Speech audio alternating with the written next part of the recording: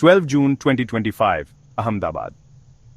Air India की flight 171 एक Boeing 787 Dreamliner 230 यात्रियों और 12 क्रू के साथ लंदन के लिए उड़ी।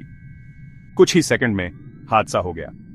Plane BJ medical college hostel में क्रैश हो गया और तुरंत भारत का दशकों का सबसे बड़ा हवाई हादसा बन गया और 787 का पहला फेटल क्रैश।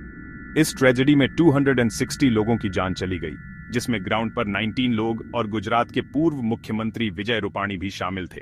इस क्रैश ने एविएशन की दुनिया में एक शॉकवेव भेज दी, जिससे ड्रीमलाइनर की सेफ्टी और जिन सिस्टम्स पर हम भरोसा करते हैं उनके बारे में जरूरी सवाल उठने लगे।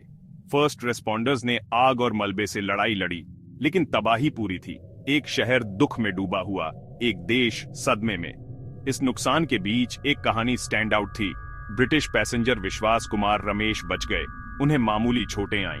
उनका बचना एक उम्मीद की किरण थी, जो बाकी लोगों के लिए इस ट्रेजेडी के भयानक अंत को दिखा रहा था। दुनिया देख रही थी, जवाब मांग रही थी, क्योंकि सच की तलाश शुरू हो गई थी। फ्लाइट 171 के आखिरी पल एक धुंधले थे। टेक-ऑफ के 30 सेकंड बाद दोनों इंजनों की पावर चली गई। कॉकपिट रिकॉर्डिंग में कंफ्यूजन दिखी। आपने कट ऑफ क्यों किया? मैंने उसे छुआ नहीं। फोकस फ्यूल कंट्रोल स्विचेस पर चला गया, जो लॉक होने वाले कवर से प्रोटेक्टेड थे। दोनों इंजनों के फेल होने के लिए दोनों स्विचेस को कट ऑफ पर ले जाना पड़ा होगा, एक ऐसा एक्शन जो गलती से असंभव होना चाहिए। पायलटों ने इंजनों को फिर से स्टार्ट करने की कोशिश की, लेकिन ऊंचाई और समय खत्म हो गया। ड्रीमलाइनर फ्यूल से भरा हुआ हेल्पलेसनेस से शहर की ओर स्लाइड कर रहा था।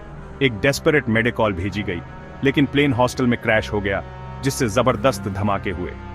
AAIB की प्रिलिमिनरी रिपोर्ट में कोई मैकेनिकल फॉल्ट्स नहीं मिले, जिससे कॉकपिट के आखिरी सेकंड्स पर रोशनी पड़ी। दुनिया ने पूछा, ऐसा कैसे हो सकता है? भारत, अमेरिका और यूके के इन्वेस्टिगेटरों ने तुरंत ब्लैक बॉक्स बरामद किए, जिससे यह कंफर्म हो गया कि फ्यूल स्विचेस को हिलाने के बाद दोनों इंजन बंद हो गए थे।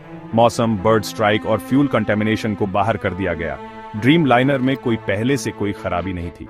मुख्य रहस्य दोनों फ्यूल स्विचेस को कट ऑफ पर कैसे ले जाया गया। क्या यह ह्यूमन एरर था, तोड़फोड़ या कोई टेक्निकल फ्लॉ? 2018 में FAA के एक बुलेटिन में कुछ 787S में स्विच लॉक्स में एक संभावित डिफेक्ट की चेतावनी दी गई थी, जिससे नए सवाल उठ रहे थे। मेंटेनेंस रिकॉर्ड्स की बारीकी से जांच की जा रही है, लेकिन कोई स्पष्ट जवाब नहीं मिला है। सिमुलेटर टेस्ट्स ने कंफर्म किया कि पायलटों के पास इतनी कम ऊंचाई पर कोई चांस नहीं था। फाइनल रिपोर्ट का इंतजार है, लेकिन फेटल स्विच मूवमेंट का कारण अभी भी अनसुलझा है। इस क्रैश ने भारत और दुनिया को शोक में डुबो दिया।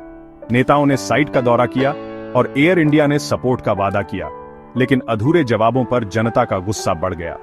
टाटा ग्रुप ने हॉस्टल को फिर से बनाने का वादा किया, लेकिन परिवार ट्रांसपेरेंसी और अकाउंटेबिलिटी की मांग कर रहे थे। इस ट्रेजेडी का ग्लोबल इंपैक्ट तुरंत हुआ। यूके के नेताओं ने दुख व्यक्त किया और दुनिया भर के एविएशन अथॉरिटीज ने 787 फ्लीट की सेफ्टी रिव्यूज शुरू की।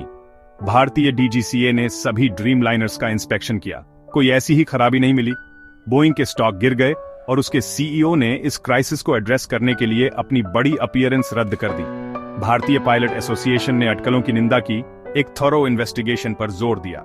हवाई सेफ्टी में दुनिया का भरोसा हिल गया था और जवाबों के लिए दबाव बढ़ गया। फ्लाइट 171 की विरासत बदलाव की पुकार बन गई। जैसे ही शॉक कम हुआ, फोकस सीखने पर चला गया। AIB की फाइनल रिपोर्ट से कॉकपिट डिजाइन और फ्यूल स्विच सेफ्टी को फिर से रीशेप करने की उम्मीद है।